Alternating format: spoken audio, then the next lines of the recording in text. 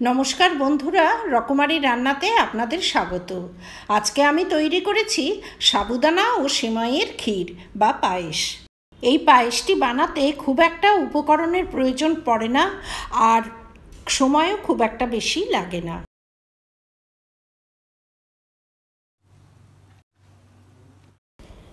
এখানে নিয়েছি 1 বাটি সাবুদানা।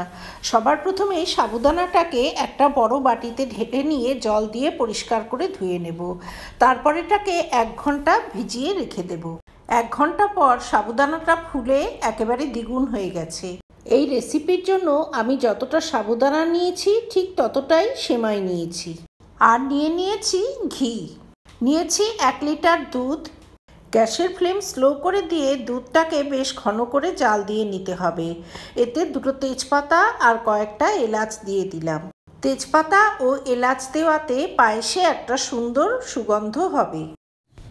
সাবুদানা সেমাইয়ের পায়েস বানাবার জন্য সবার প্রথমে গ্যাসে একটা হাঁড়ি বসিয়ে দিয়ে দিলাম 1 চামচ ঘি।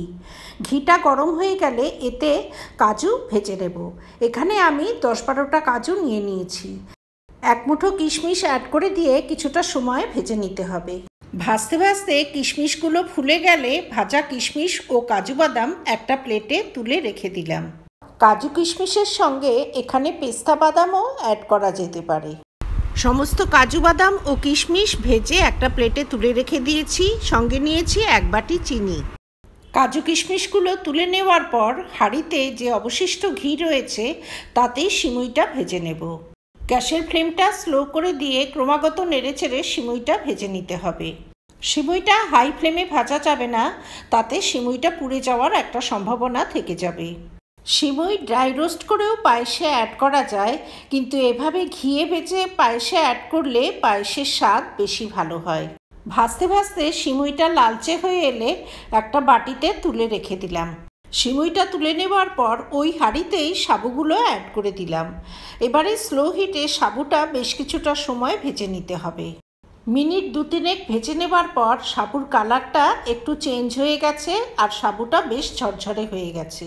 ফুটিয়ে রাখা ঘন দুধটা এই সময়ই অ্যাড করে দিতে হবে। আমি নর্মাল প্যাকেটের দুধ দিয়ে পায়েস বানিয়েছি, কোনো রকম ফুল ক্রিম মিল্ক ব্যবহার করিনি। তবে ফুল ক্রিম মিল্ক দিয়ে পায়েস বানালে পায়েস খুবই সুস্বাদু হবে। আর ফুল ক্রিম মিল্ক বেশ ঘন থাকে বলে দুধ ফুটিয়ে ঘন করার কোনো প্রয়োজন পড়বে না। এখানে 1 লিটার দুধ দিয়ে পায়েসটা বানিয়েছি। পায়েসের জন্য দুধটা একটু বেশিই দিতে হবে, কেননা ঠান্ডা হবার পর পায়েসটা কিন্তু দুধ অনেকটাই টেনে নেবে। হাই ফ্লেমে দুধটা একটু ফুটিয়ে নিয়ে ভেজে রাখা সিমুইটা এতে ঢেলে দিলাম। সিমুইটা নেড়েচেড়ে সাবুর সঙ্গে ভালোভাবে মিশিয়ে দিলাম। গ্যাসের ফ্লেমটা এ সময় হাই করাই থাকবে।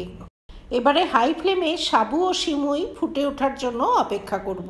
এবারে অ্যাড করে দেব 1 বাটি চিনি। চিনিটা নিজেদের পছন্দ অনুযায়ী দিতে হবে। মিষ্টি বেশি বা কম খেলে চিনির পরিমাণও সেই অনুপাতে বাড়িয়ে বা কমিয়ে দিতে হবে। ক্রমাগত নেড়েচেড়ে চিনিটা পায়েসে ভালোভাবে মিশিয়ে দিলাম। পায়েসটা মাঝে মধ্যেই একটু নেড়েচেড়ে দিতে হবে যাতে তলায় না ধরে যায়। সাবু ও সিমুই খুব সুন্দর সেদ্ধ হয়ে গেছে, তবে পায়েসটা কিন্তু আর ঘন করার কোনো প্রয়োজন নেই, কেননা ঠান্ডা হবার পর এটা আরও অনেকখানি ঘন হয়ে যাবে।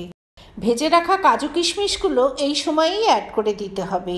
কাজু কিশমিশটা নেড়েচেড়ে মিশিয়ে দিয়ে গ্যাসের নবটা বন্ধ করে দিলাম। তৈরি হয়ে গেল অতি সুস্বাদু সাবু সিমুইয়ের পায়েস।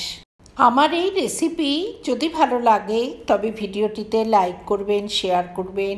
ভবিষ্যতে আরও রেসিপির জন্য আমার চ্যানেলটি সাবস্ক্রাইব করার অনুরোধ রইল।